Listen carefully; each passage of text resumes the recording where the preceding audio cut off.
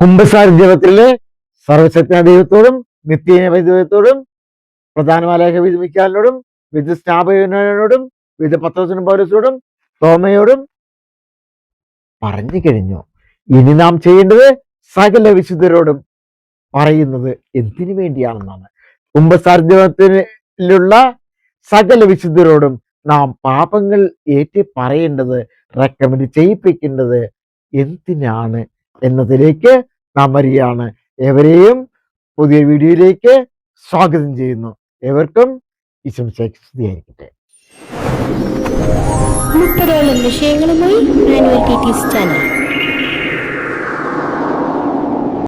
എല്ലാ വിശുദ്ധരോടും ഇത് സഭ സ്വർഗത്തിലും ഭൂമിയിലും ഒന്നായിരിക്കുന്നത് എന്ന വിശ്വാസത്തിന്റെ അടയാളമാണ്.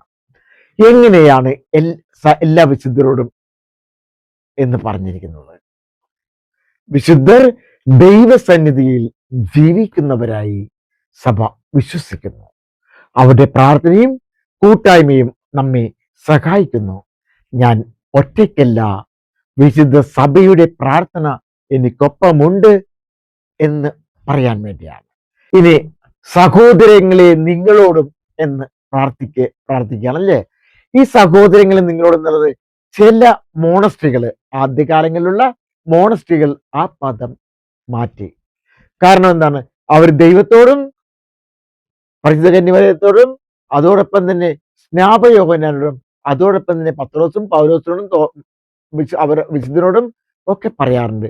പക്ഷേ തങ്ങളുടെ സഹോദരങ്ങളോട് നിങ്ങളോടും എന്ന് പറയുന്നുണ്ട്.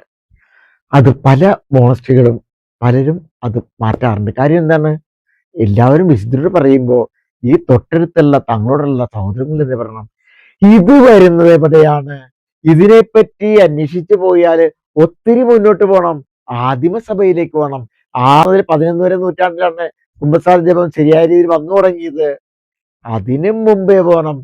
പരസ്യ കുംഭസാരമാണ്. പരസ്യ കുംഭസാരത്തിൽ അവർ ശബ്ദത്തിൽ തങ്ങളുടെ പാപങ്ങൾ, 3 വലിയ പാപങ്ങൾ അതിൽ പറയും. 1 വ്യഭിചാരം, 2 കൊലപാതകം, 3 വിശ്വാസം എതിർക്കൽ. ഇങ്ങനെ ഈ 3 പാപങ്ങൾ ചെയ്തിട്ടുണ്ടെങ്കിൽ അത് ഏറ്റു പറയും. അത് അച്ഛനോട് മാത്രമല്ല, അതായത് പുരോഹിതനോട് മാത്രമല്ല, സകല ജനങ്ങളോട് പബ്ലിക്കായിട്ടാണ് പറഞ്ഞത്. അതിന് വലിയ പ്രായശ്ചിത്തം കൊടുക്കുന്നത്. അതോടൊപ്പം തന്നെ എന്താണ്, ഈ കുംഭസാരത്തില് ജനങ്ങളെല്ലാം ഇത് കേൾക്കുകയാണ്. ആ പ്രായശ്ചിത്തവും അതോടൊപ്പം തന്നെ അദ്ദേഹത്തെ പുറത്താക്കുകയാണ് ചെയ്യുന്നത്. സഭയിൽ നിന്ന് പുറത്താക്കുന്ന പോലെയാണ്. പിന്നെ മെത്രാൻ ആ പ്രായശ്ചിത്തം കഴിയുമ്പോഴാണ് എൻട്രി ചെയ്യുന്നത്. ചിലപ്പോൾ 1 വർഷമൊക്കെ എടുക്കും. അതോടെ തന്നെ പലരും തന്നെ കുംഭസാരത്തിൽ നിന്ന് പിന്നോക്കം പോയി. ആദ്യകാലങ്ങളിൽ വലിയ വിശ്വാസത്തോട് ചെയ്യുമായിരുന്നു. പിന്നെ അവർ കരുതി തങ്ങളെ മറ്റുള്ളവർ നികൃഷ്ടരായി പാപിയായി കാണുന്നത് കൊണ്ട് ചിലർ മറച്ചു വയ്ക്കും, ചിലരെന്ത് ചെയ്യും, അത് പറയാതെ കാലങ്ങളോളം നിൽക്കും. അപ്പൊ കുംഭസാരത്തിന് അകന്നു തുടങ്ങി. അതേ തുടർന്നാണ് കുംഭസാരം എന്ന കുദാശ വരുന്നതും അതോടൊപ്പം പരസ്യ കുംഭസാരം മാറ്റിയത്. ആ പരസ്യ കുംഭസാരത്തിലുള്ള ഒന്നാണ് സഹോദരങ്ങളെ നിങ്ങളോടും. കാര്യം ദൈവത്തോടും എല്ലാവരോടും പറഞ്ഞിട്ട് അവസാനം പറയുന്നതാണ് സഹോദരങ്ങളെ. കാര്യം എന്താണ്? ഈ സമൂഹത്തില് അവരോട് എന്തെങ്കിലും തെറ്റ് ചെയ്തിട്ടുണ്ടെങ്കിൽ, തെറ്റ് ചെയ്യുന്ന ആരോടാണ്? ദൈവത്തോട് മാത്രമാണോ?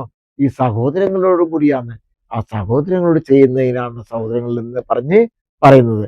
ഇത് വിനയത്തിന്റെ ഏറ്റവും മനോഹരമായ ഭാഗങ്ങളിൽ ഒന്ന് തന്നെയാണ്. രക്ഷ, ദൈവിക രക്ഷ അല്ലേ? രക്ഷാകര രക്ഷ. വ്യക്തിപരമെങ്കിലും സഭ സമൂഹപരമാണ്. മറ്റുള്ളവരുടെ പ്രാർത്ഥനയുടെ സഹായം നമുക്ക് ആവശ്യമുണ്ട്. ദൈവമേ, ഞാൻ പാപം ചെയ്തു, വിശുദ്ധരും സഭാസമൂഹവും എനിക്കായി പ്രാർത്ഥിക്കട്ടെ. യഥാർത്ഥ മാനസാന്തരത്തിലൂടെ വീണ്ടും ദൈവസഹോദരത്തേക്ക് നയിക്കട്ടെ. ഞാൻ എൻ്റെ സഹോദരങ്ങളോട് ചെയ്തിട്ടുള്ള പാപങ്ങൾക്ക് എനിക്ക് അവർ മാപ്പ് നൽകട്ടെ എന്ന് കൂടിയാണ് അതിൽ പറയുന്നത്. ഇനി ഞാൻ വരുന്നത് മിയാ കുൽപ്പ, മിയാ കുൽപ്പ, മിയാ മാക്സിമ കുൽപ്പ. എൻ്റെ പിഴ, എൻ്റെ പിഴ, എൻ്റെ വലിയ പിഴ. ഇത് മലയാളത്തിൽ പറയുമ്പോൾ, അതായത് ചില പഴയ ബുക്കിലോട്ട് ചെല്ലുമ്പോൾ അവർ പറയുന്നത് ഈ ഒരു ഭാഗത്തിൽ അടിക്കണമെന്നാണ് പറയുന്നത് അല്ലേ.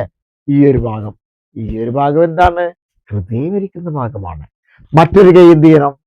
ഫ്രീ ആയിട്ട് നടക്കണോ? അല്ല. ഇതെന്ത് വേണ്ടിയാണ്? റെസ്പെക്ട് ചെയ്യാൻ അല്ലേ, ഇങ്ങനെ വണങ്ങാൻ വേണ്ടി, നീൽ ചെയ്യാൻ വേണ്ടിയിട്ടാണ്.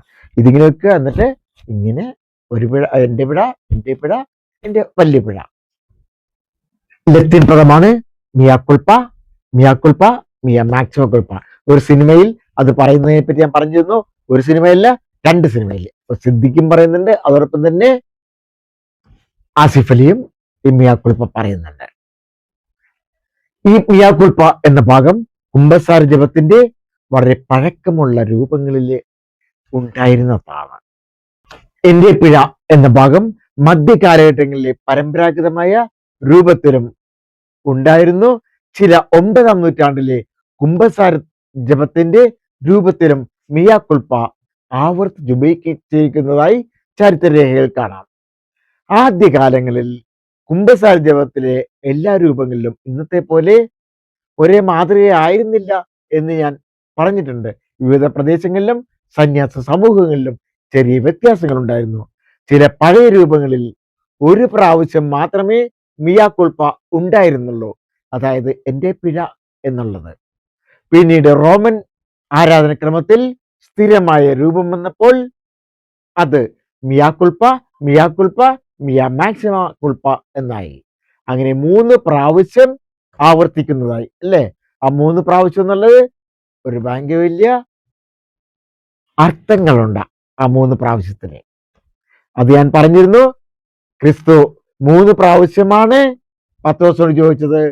പത്രോസ് 3 പ്രാവശ്യമാണ് എത്തുന്നത്. അതുപോലെ തന്നെ 3 പ്രാവശ്യങ്ങള് നമ്മുടെ പഴയ നിയമങ്ങളിൽ പോയി കണ്ടെത്താനാവും. കഴിയിൽ പോയാലും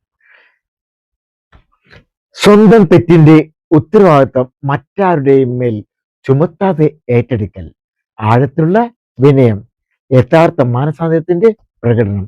അതുകൊണ്ടാണ് എൻ്റെ പിഴ എന്ന ആശയം കുമ്പസാര ജപത്തിൽ വളരെ പ്രാചീനമായി വന്നത്.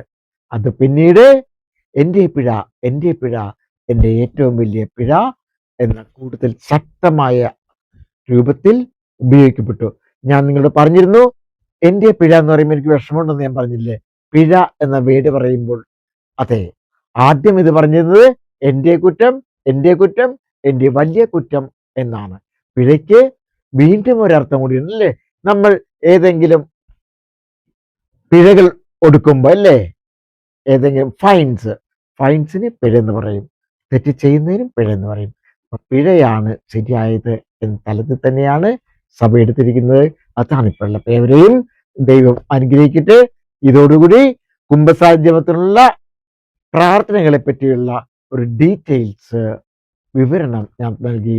ഇനിയുള്ളത് ആവർത്തനമാണ്. അതായത് ഇത്രയും കുമ്പസാരത്തിന് മുമ്പായിട്ട് നമ്മൾ ചൊല്ലും, അതിനുശേഷം നമ്മൾ അപേക്ഷിക്കുകയാണ്. ഇത് പാപങ്ങൾ ഏറ്റുപറയും, മറ്റത് മാപ്പിന് വേണ്ടി നാം അപേക്ഷിക്കുകയാണ് ചെയ്യുന്നത്. എവരെയും ദൈവം അനുഗ്രഹിക്കട്ടെ.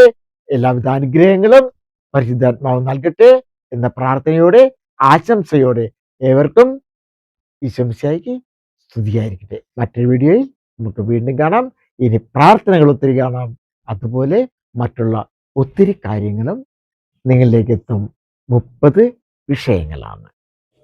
ഈ വീഡിയോ നിങ്ങൾക്ക് ഉപകാരപ്രദമായെന്ന് തോന്നിയാൽ മറ്റുള്ളവർക്കും കൂടെ ലഭിക്കുവാൻ ഷെയർ ചെയ്യാൻ മറക്കില്ലല്ലോ. ഇനിയും ഇതുപോലെയുള്ള വീഡിയോകൾ ലഭിക്കുവാനായി സബ്സ്ക്രൈബ് ചെയ്തിട്ടില്ല എങ്കിൽ സബ്സ്ക്രൈബ് കൂടെ ചെയ്യണേ.